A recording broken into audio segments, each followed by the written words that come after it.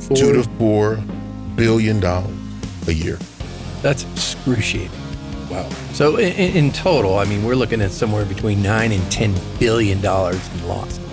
Yeah. Overall. Yeah. Okay. Well, that's nothing to sneeze at. No, and that doesn't take into account the losses, both direct and indirect, to the airline.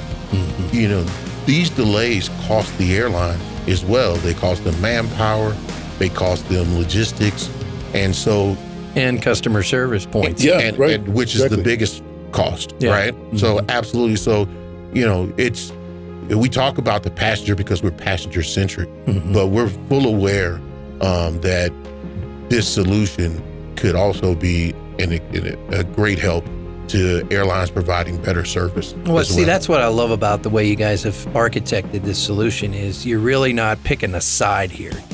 The very latest on economic development, workforce, and industry sector news in Southern Colorado. Here is Business Digest Weekly with our host, Dirk Hobbs. All right, good Friday afternoon, ladies and gentlemen. Welcome to Business Digest Weekly. We are here on a February 21st. It's about 3 p.m., about 2 short hours from happy hour. Glad you're with us. And today we're going to have a great conversation with two gentlemen who are onto something I know you're going to be able to relate to. Have you ever lost a bag during travel cycles? Okay, so if you're an airline traveler at all, chances are you've had this run-in with both the airlines and the airports and everything else. And there's a lot under the hood that we're going to learn about where those bags go and how much is actually happening behind the scenes. So, but they're going to be introducing a new technology here in 2025 called FlightHound, and we're going to get to them in just a minute after I read off some local news. But one of the things I want to promote this week is, next week we have the honor of honoring 40 individuals from throughout Southeast Colorado who have been nominated by their peer group and then have gone through a very rigorous rubric that they had to get through to kind of showcase their background, their experience, their leadership style, how they view innovation, and a myriad of other questions. And 40 of these individuals from Southeast Colorado have emerged to become this first class of the Business Digest 40 Under 40. And we're going to do it Tuesday morning at dark 30, so 7 o'clock down at City Hub, Colorado Springs.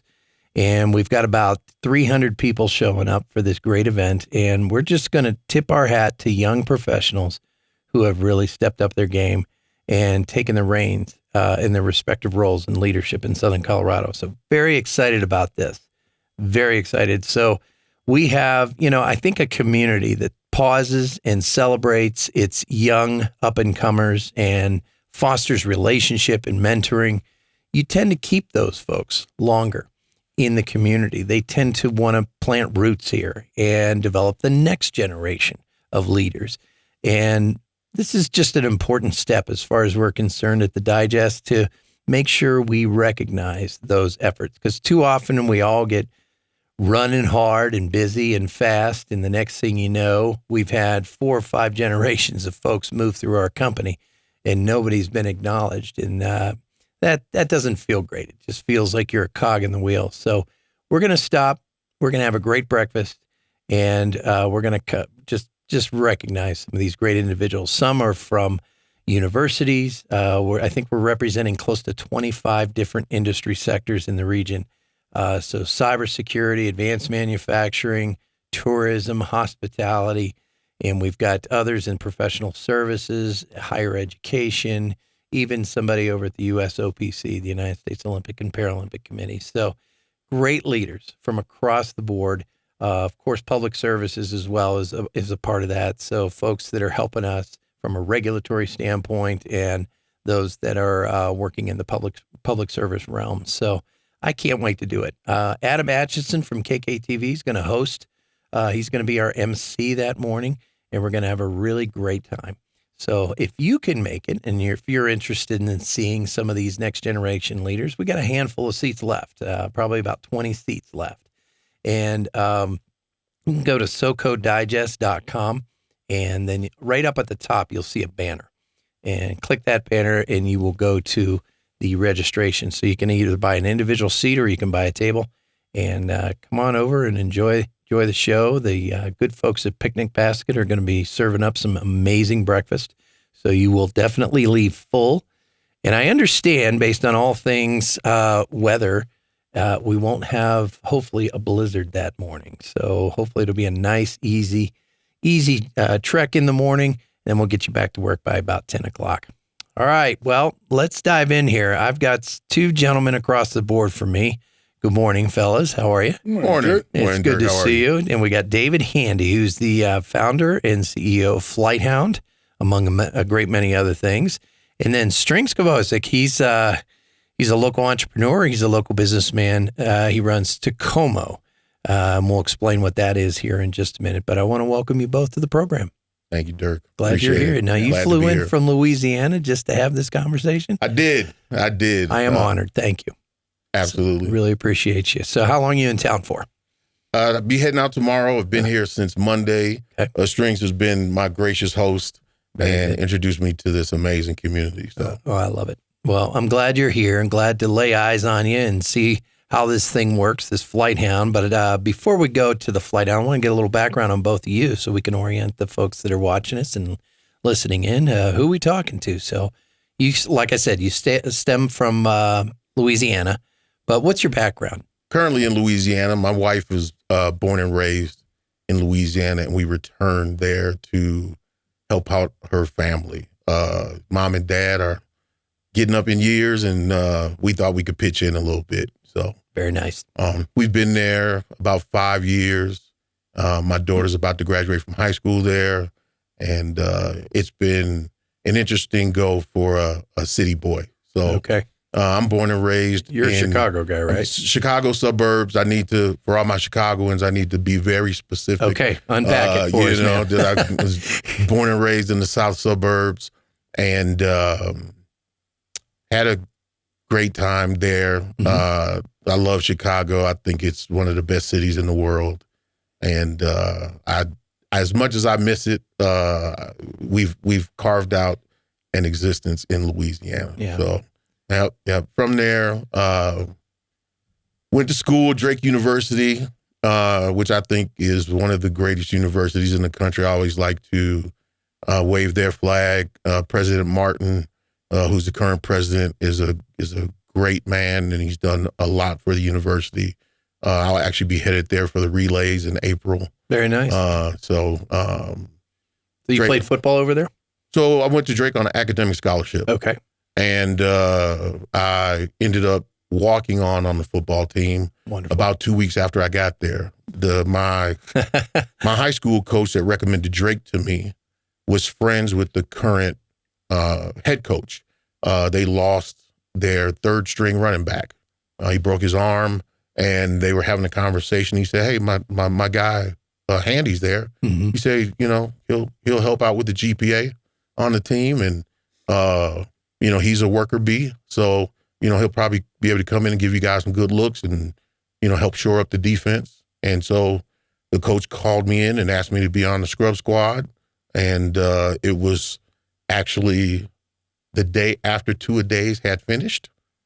So I didn't get the warmest welcome walking in to the football team. Probably not. But I earned my stripes, and it was a great experience. I made the travel team for every game. I lettered every year I played, and it was a great experience. Changed my life. Good.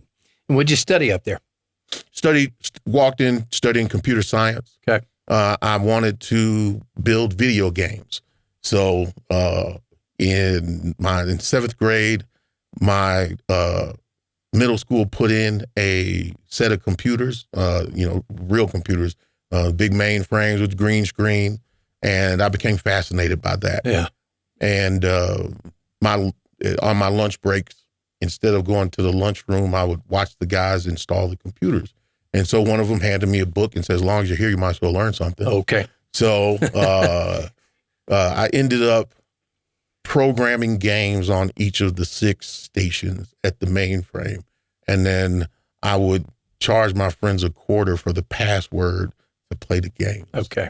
So a little bankroll on the side. Yeah. And so that led me into computer science, got to Drake and changed my major to marketing. Okay. That's a longer story than we have time for. Fair enough. So a professor was involved. Let me just put it like that. I'll shorten the story, actually. So they were working on the space shuttle. Oh. He was programming the space shuttle, Dr. Kopetsky, I'll say his name. Mm-hmm. And when I told him I wanted to write video games, he didn't think that was that should be a priority. Mm-hmm. And so I realized that I was in the wrong class and decided to shift gears, and I shifted to marketing. So. Okay. Very good.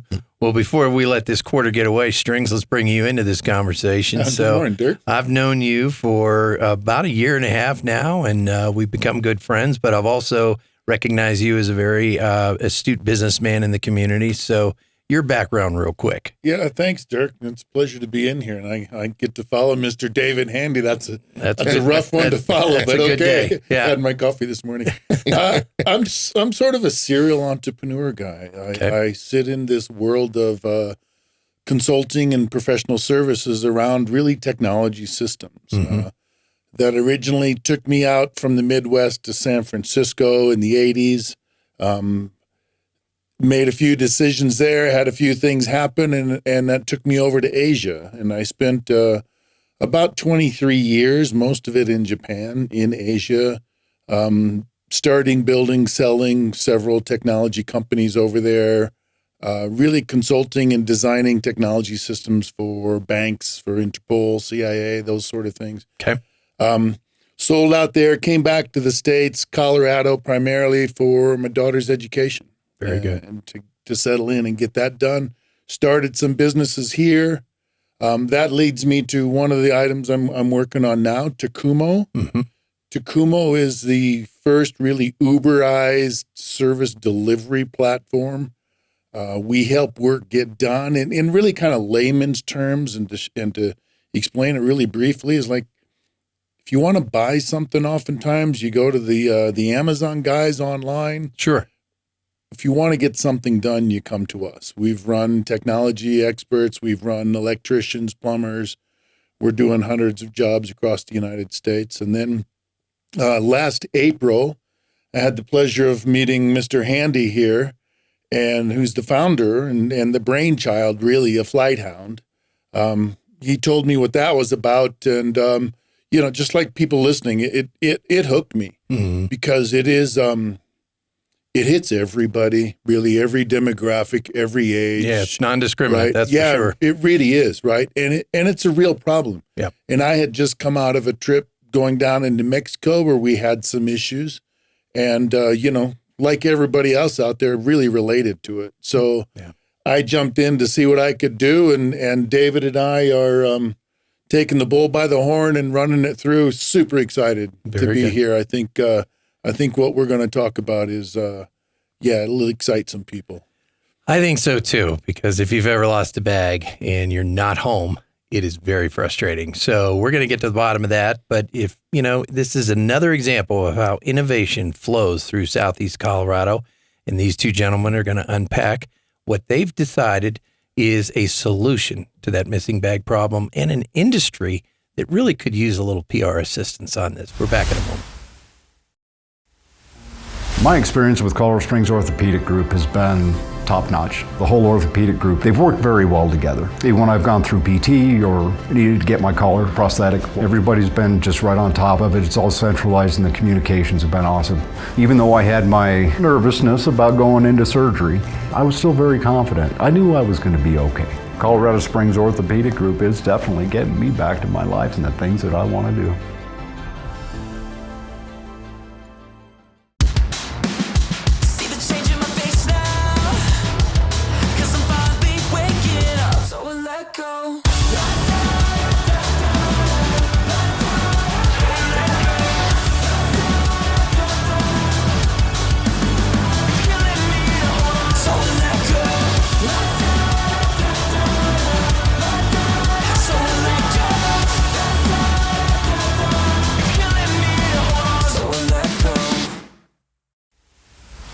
right, we're back here, second quarter Business Digest Weekly. I'm your host, Dirk Hobbs. And hey, I want to give a quick shout out to our sponsors, the Colorado Springs Orthopedic Group, csog.net. So if you have some bumps and bruises on those ski slopes from all the snow this winter and early spring, these guys will look after you. They take great care of you. It's a tremendous group of physicians. Just want to thank them for underwriting this program, because what it does is it gives us access to the people that are innovating and engineering solutions for our modern world. And one of our modern world challenges is air travel. And I want to really lean into you, David, on this in terms of defining what you all initially saw as kind of the challenge, the inherent challenge that travelers face. And what was the impetus for you starting to wrap a business solution around that? Sure. So about 2.9 million people travel every day. Okay. On the airlines. Got it. That's domestically.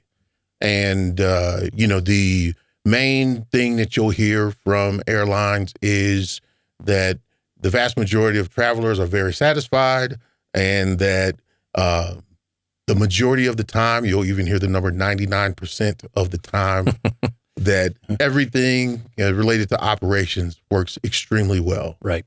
So if you just take those numbers and dive into them, that's 87,000 passengers every day that aren't very satisfied with what's happening. And if you dive into that 1%, you mentioned bags earlier, 1% of bags that get lost in a yearly basis is 2 million pieces of luggage. That's a lot of luggage. A lot of luggage. A lot of personal belongings. A lot of personal belongings, personal things, your daughter's favorite bear. Yep. Your business presentation, all the belongings you have in the world as you traverse from one place to the next. So when you take that 87,000 people and extrapolate that out over 365 days, I thought there was more of a significant problem than was being portrayed. Well, of course. Yeah, it makes 99% not look so good. So you saw a lot of things. You saw not only missing baggage, but other dynamics in the traveler's experience that were really frustrating and complicated. Sure. Yeah. The other big thing that I saw was how folks were compensated for disruptions. Okay. So when you travel, you have three basic disruptions. You have delay, you have cancellations, and then you have lost, damaged, or delayed luggage. I'll walk backwards. So it's great to get to wherever you need to be, but if you have to wear the same underwear for 3 days, it doesn't make it real fun. Yes. And secondly, with the delay, the speed of business today and the cost of business today, a lot of times, a lot of us travel, in a very, very compartmentalized time frame. So I may get on a flight this morning and plan on getting to wherever I'm going this evening for a meeting that I have the next morning. Well, if I get delayed just a few hours, and it pushes me back, it changes the entire dynamic of my business trip. That's right. And the airlines don't do a good job of compensating people for those types of issues.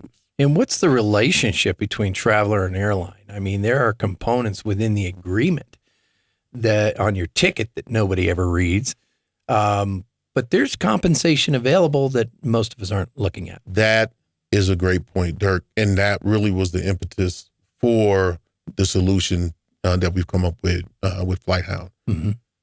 Typically, you'll have an issue, and the first thing will happen is they'll offer you some type of food voucher. Sure. So go stuff your face and leave us alone. With some bad food and go on your way. If your disruption is a little bit more significant, then they may say, listen, we'll upgrade you in the cabin. And so you'll go from economy class to business class.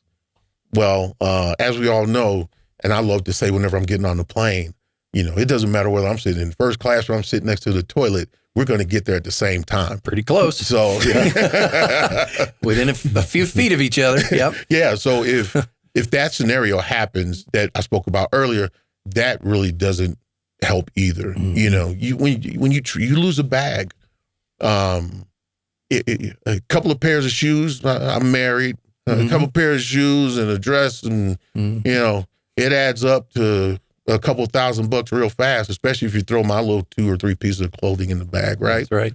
And typically, an airline will offer you about $100 for that inconvenience. Yeah. So what most folks don't know, which is what you asked, is that the DOT has put regulations in place to require airlines to compensate you at certain levels. So we'll start with the delay. Depending on the amount of the delay, you can be compensated as much as $1,500. Okay. If you lose a bag, the maximum claim you can make before you get into specificities, if you're moving something as a big piece of equipment to your business or a very expensive piece of jewelry, is $3,500. So wow, it's a big difference. It's a huge difference from $100. From $100, yeah. Absolutely. So most folks don't know that, and the other half of that is it's even harder trying to accomplish that. Mm-hmm. People always ask me about the business and the model, and the first thing I tell them to do is just go online and type in flight disruption claim and whatever airline you traveled on. Okay. And then see how simple of a process it is to submit that claim. It's a labyrinth. Yeah. Even if you're at the airport, as soon as you get off the plane, most of the time, they direct you to the customer service counter. Sure. And you get there, and 99% of the time, you use one of their statistics, no one's there. Yeah. And or if they are, they're not happy about it. And if they're there, they've usually got a couple of hundred folks in front of them. Yeah. With all different types of scenarios, and they haven't been properly trained to manage each and every one of those. So in many scenarios, they pass you on to customer service and hand you a phone number or give you a website. And once you're there, it becomes a little more challenging. So. Okay. Well, what about disruptions and cancellations and things like that? What does that look like? Because disruption of service from, getting disconnected from your bags is one thing, right? And that is enormously frustrating, or being delayed. But what about overt cancellations and things like that? Sure. One thing that people need to understand first off is that you have 2 major different types of disruptions. You have controllable disruptions and uncontrollable disruptions. Very good. Those are defined by the DOT. So uncontrollable disruption is weather. Another uncontrollable disruption is if the FAA, for whatever reason, says that we're not going to allow this flight to leave at this time. Those are things that airlines cannot control, and it's kind of like tour de force, right? Sure. Then you have controllable disruptions. Okay, those are delays because of the crew. Those are delays because of maintenance.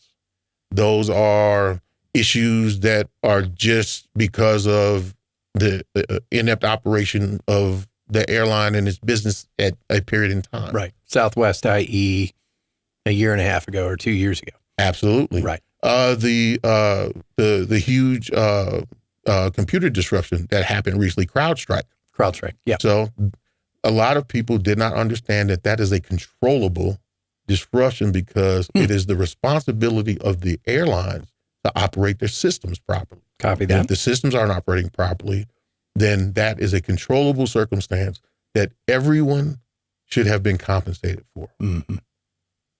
They weren't. So FlightHound proposes to kind of give you insights into these various disruptions of service, whether it's a delay, controlled or uncontrolled, or a loss. Is that a fair assessment? That is part of what we do. We look to educate and inform passengers, but more importantly, what we look to do is provide compensation, compensation for these disruptions. So for delays, for cancellations, for lost luggage, we submit claims for passengers to the airlines so that you don't have to traverse the difficulties that come along with getting properly compensated for the disruption that you've experienced. Very good. Well, folks, I mean, we're just probably hitting the tip of the iceberg here, but most of us have encountered some form of delay or cancellation or have been parted with our luggage and private possessions. So this is a great resource. You can actually download it on your phone right now. It's FlightHound.app, A-P-P, FlightHound.app, and check it out. Download it on, you can do it iOS or what's the Google Play. Google Plays. Thank you.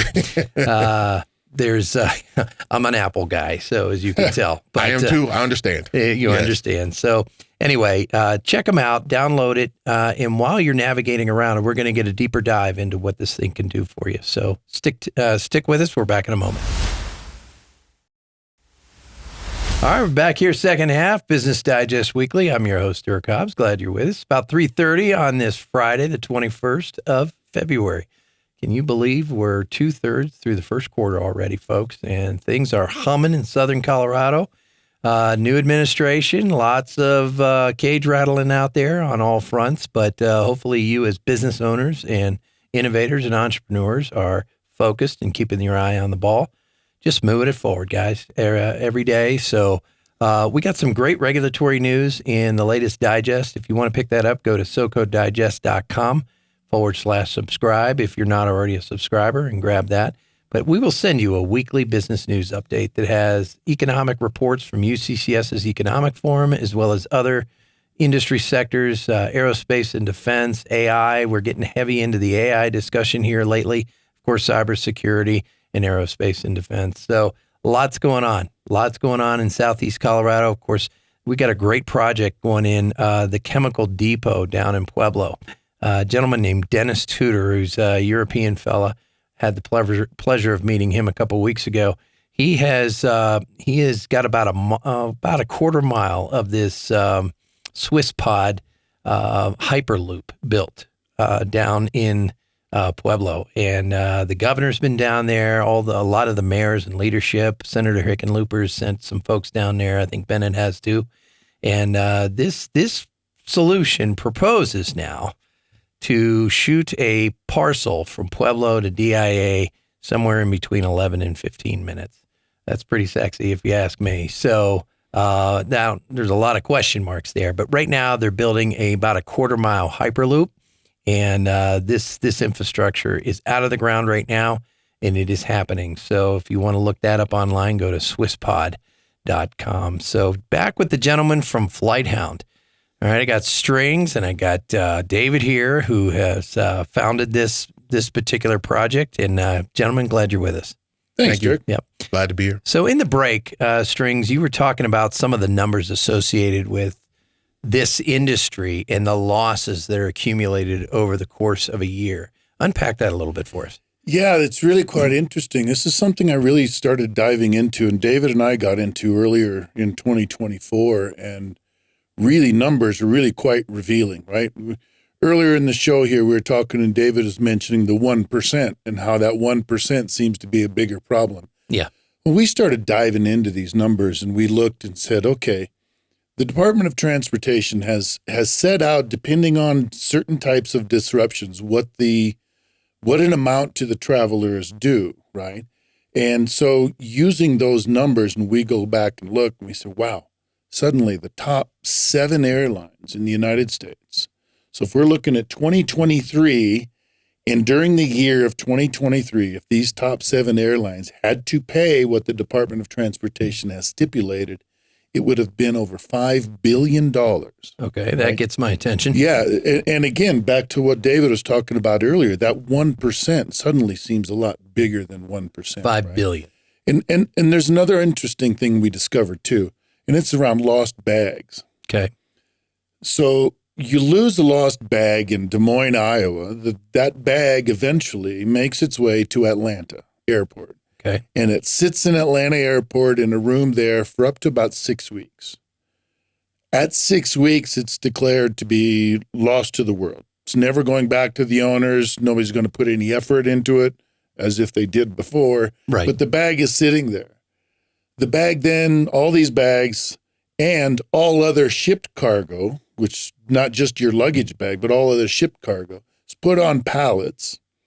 and is sold to a one-man owned private store in Scottsdale, Alabama, Oh my goodness. who then opens the bag, sells the bags, and sells the contents like a, giant used clothing store, used everything store. Sure.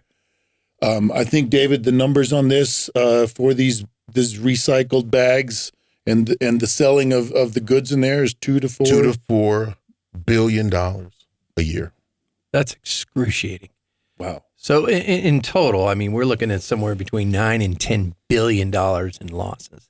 Yeah. Overall. Yeah. Okay. Well, that's nothing to sneeze at. No, and that doesn't take into account the losses, both direct and indirect, to the airlines. Mm-hmm. These delays cost the airline as well. They cost them manpower, they cost them logistics, and customer service points. Yeah, right. And which is the biggest cost, Yeah. right? Mm-hmm. So absolutely. So, we talk about the passenger because we're passenger centric, but we're full aware that this solution could also be a great help to airlines providing better service. Well, as see, that's what I love about the way you guys have architected this solution is you're really not picking a side here. You're seeing both sides. Yeah, correct. That is correct. Right? Dirk. You're seeing the traveler side and you're seeing the airline side who, for all intents and purposes, have the best of intentions, right? Absolutely. They don't want to pay this money out. Absolutely. But it's costing them billions as well. That's right. I worked for one of the airlines. I won't mention their name. Fair enough.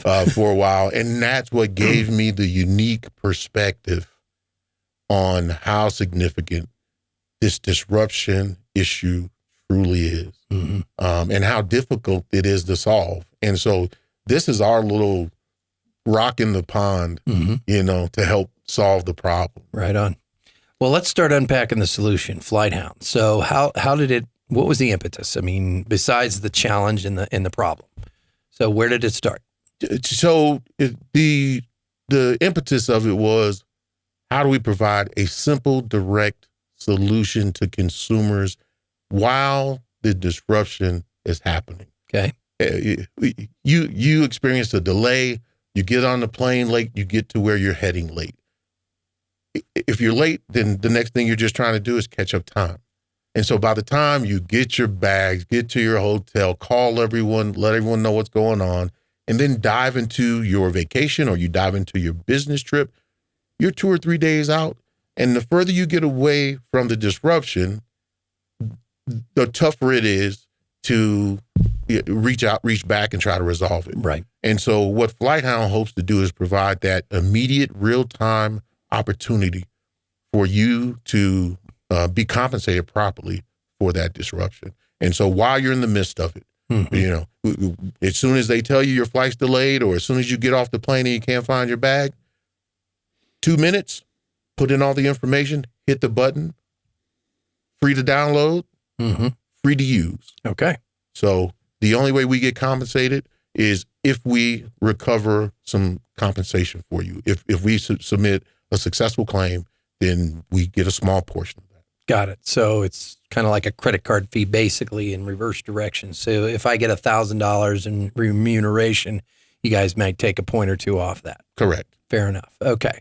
Well, that seems a fair transaction if I'm a traveler. We think so. That's a no-brainer. Sure. Okay. Sure. Because you're right. I could have a very valuable ring in there. I could be proposing to my, fiance in Hawaii this trip, and she doesn't know it's in there, but I do. And all of a sudden, it's in the North Pole. That's right. That's right. Or in my situation I had, there's family heirlooms. So I traveled, and while my bag was checked in with the airline, somebody opened up the inside, opened up 2 bags inside, took out some jewelry, took out a few other things. Really?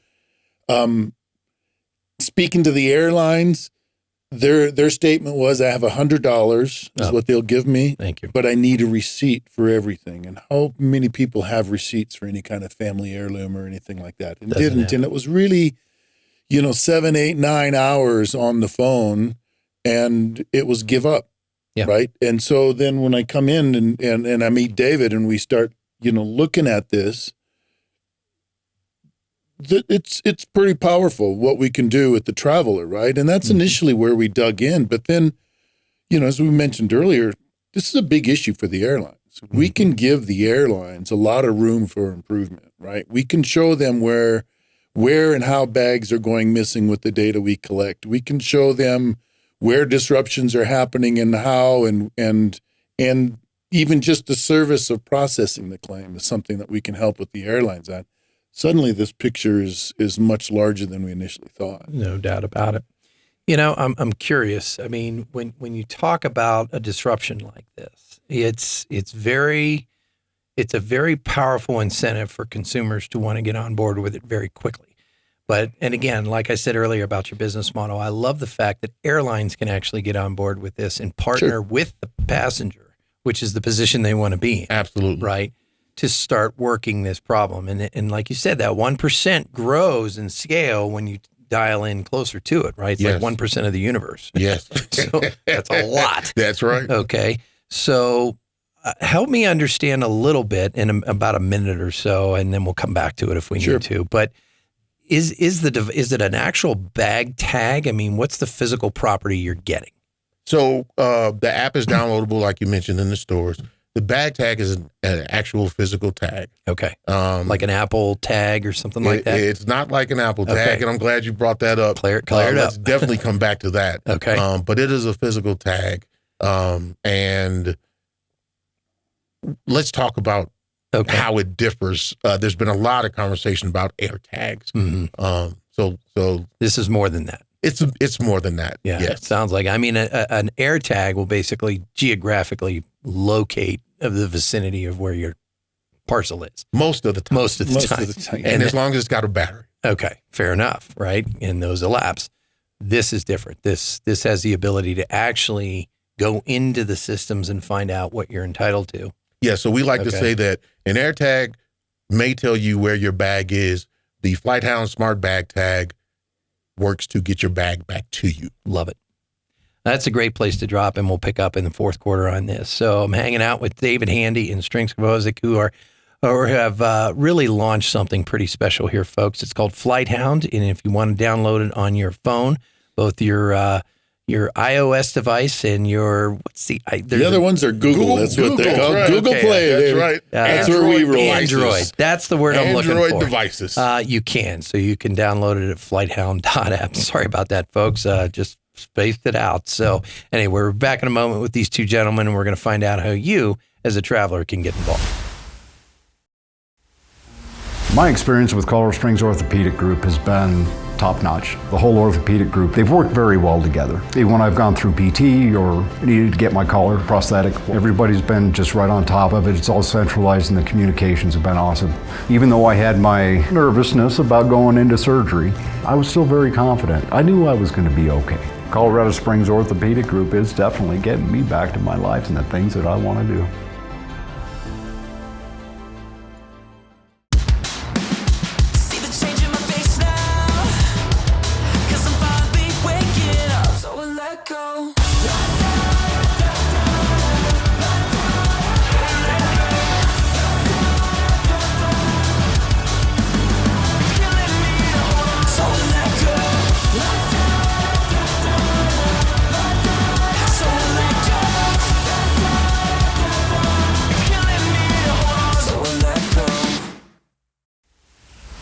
All right, we're back here, fourth quarter with Business Digest Weekly. I'm your host, Dirk Hobbs. Glad you're with us. You're just an hour and 15 minutes away from your first cold toddy of the weekend. So hopefully you're in for a good one. It's supposed to warm up this weekend here in Southern Colorado, so that's the good news. Well, I want to get back to this FlightHound. So if you're listening and you're at your desk or at your phone safely, not driving, download the app. It's FlightHound.app, app, and it's free to download and it's free to use. And we're going to unpack a few things here in this fourth quarter. Number one, we're going to differentiate this from the bag tags, right? Or air tags or anything else that you might associate with that from FlightHound. And the second thing we're going to do is kind of explain in somewhat detail here how to utilize this tool, because it's a 6-step process, if I'm reading you right, David. That's correct. And folks, you can get this done probably between walking from gate to gate if you find yourself sideways with your baggage or delayed or canceled or otherwise. So let's start with, the statistics were astounding, Strings. I mean, $5 billion Mind-blowing. in one sense, and then another $2 billion to $4 billion in lost merchandise, and that's a small economy. I mean, it's a great cottage industry, and there's one shop in Alabama that's on the winning end of this. Since the impetus. Yes, and going back to the 70s. Going back to 71. Okay, well, I hope people aren't too upset with this fellow show, but seems like they've gotten over it if they're not chasing their bag down. But nonetheless, when we do lose our bags, okay, or we have a disruption in service, the airlines want to make it right. And their only way they know to do right now is to just throw a few bucks at you, or a few upgrades, or a hotel room, or whatever it might be. They can do better than that. Oh, they know that. And the passengers can do better than that. Mm-hmm. So we're not, the thing, again, I'll repeat it. I love about your business model is you're not pitting airlines against passengers. Not at all. You're saying, guys, we see you're both in the same problem here, and we're here to help. That's right. Love it. Okay.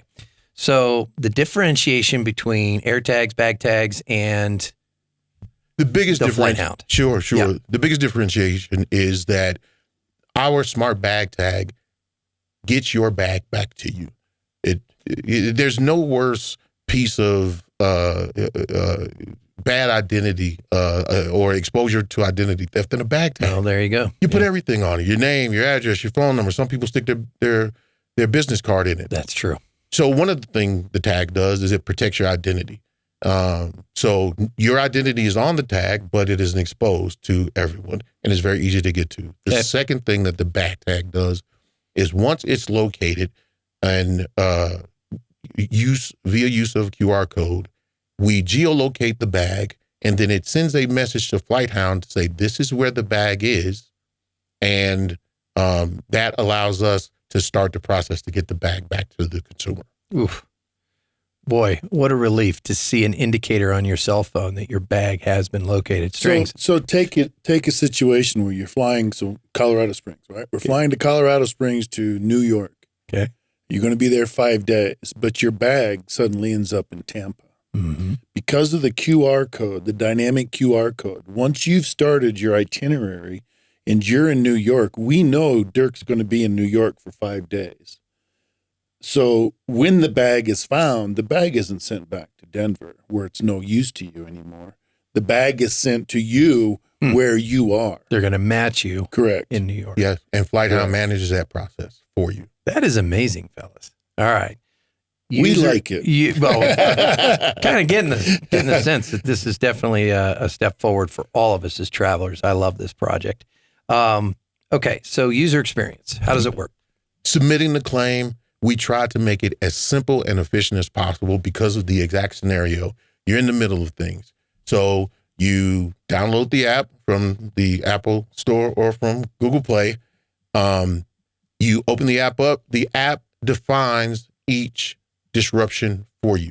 So it not only tells you that this is the type of disruption, but it also gives you a definition of what you should expect in terms of compensation. You enter in your flight information, you enter in your personal information, and then you submit the claim to FlightHound. Mm-hmm. It's a 5-minute process, if not less. So you can go from gate 1 to gate 5, probably. While you're in the stall. While you're in the stall. Yeah. Well, there's that. Yeah. Okay. But certainly, whether it's a bio break or a bourbon and a burger. There you go. Break. Okay. That's right. Yeah. You're starting to get things back to normal, back organized. And then you don't have lines of people yelling at front desk staff and gate staff who have no idea what's going on. That is correct. About your bag. I mean, God bless them. They just don't. That's right. Okay.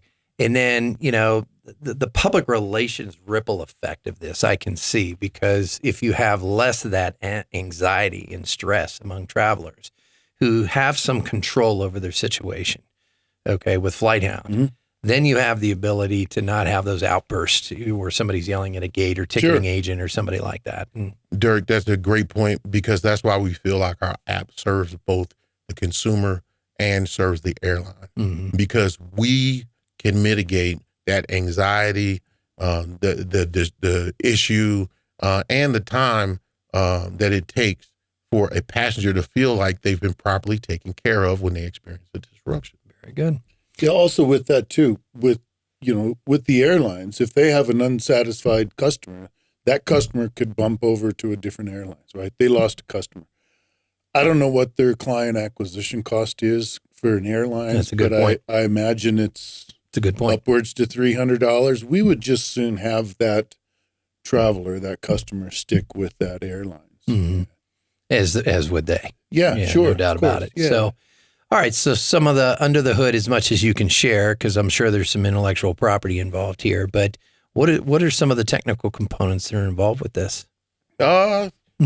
We've tried to make the interface as simple as possible, but you can imagine that there are some complexities behind that. No question. Strings, God bless him. I was so excited and fortunate to be able to bring him on the team because one of the components that I wanted to introduce immediately was AI, and Strings has been a huge help with that and guiding that direction and pointing us to where we should go. But the goal is to make a difficult thing as simple as possible. And so that's been the underlying purpose, behind not just the app and not just the bag tag, but with the way we approach the business period. Very good. And you're in early stage here. So, I mean, are you experiencing or seeing pretty significant downloads at this point? I mean, how does it look early on? So we launched February 1st. We were in both stores. Like this February 1st, 2025. Okay, so it is really early. Dirk, you're getting this hot off the press. Hot off the press. Okay. Yes, sir. Very good. And we do have downloads coming in from both platforms. We have claims coming in already now. We sure do. Seems to me the airlines would want to market this eventually as well after they get over the sting of the fact that that racket underneath has been exposed a little bit. Yeah. When they understand, as we've been saying, when we understand, we're not pitting the travelers against the airlines. We're here to help both. Right. Yeah, there is a lot of value we can add to the airlines, of course. No question about it. So I would imagine they would probably eventually get on board with helping to market and promote FlightHound so that folks can have, again, an elevated experience if a disruption you go to the airport, and as David and I have joked several times, they have these little white sheets of paper with a little string, and you write your name, address, phone number, right. Put it on your bag. Again, that's 1970 back at us again. They would love to have the bag tag, right? Branded as the airline's bag tag, boom, right? And I think one of the things that's missing with the airlines to the travelers that the FlightHound can come in and provide is that thinking or the mindset of, hey, travelers, we the airlines, we're here for you. We do care, right? We hear you. We're here for you. I think that's a very important component that we can bring to the airlines. No question about it. Absolutely. And you don't have to double back to us. We're there right in the moment, real time, helping you solve your problem. Yep. So what's the self-funded so far? Self-funded so far. Okay. You guys looking at a bigger expansion or? We are. We're out now. We are looking at an investment round. I'm sure that'll kind of happen. Very good. We've got some big plans in how to take this, including without giving away too much, including being more of an advisory, right? We're FlightHound now with the bag tag and that. It's a little bit proactive, but it's a lot reactive right now, reacting to an event. Right. We'd like to get ahead of that a little bit and offer some consulting and some advisory services. This could be expanded out to the travel sites, the hotels, more of like a travel consultancy, if you would. Absolutely. Yeah, so we see that coming down the road in 2025. Very good. So what's some good contact information for you guys if somebody wanted to say, hey, I'm looking at $1 million drop into that? Is there an opportunity to do that?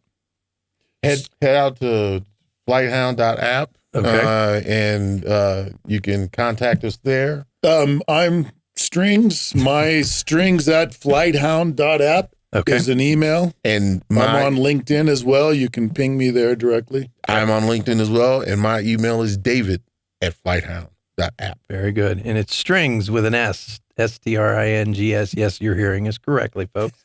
That is his name, and quite a musician, I might add. Oh, thank you. Yeah. Very good. So strings at FlightHound.app and David at FlightHound.app if you're interested in learning more about the business model and maybe how you can get involved.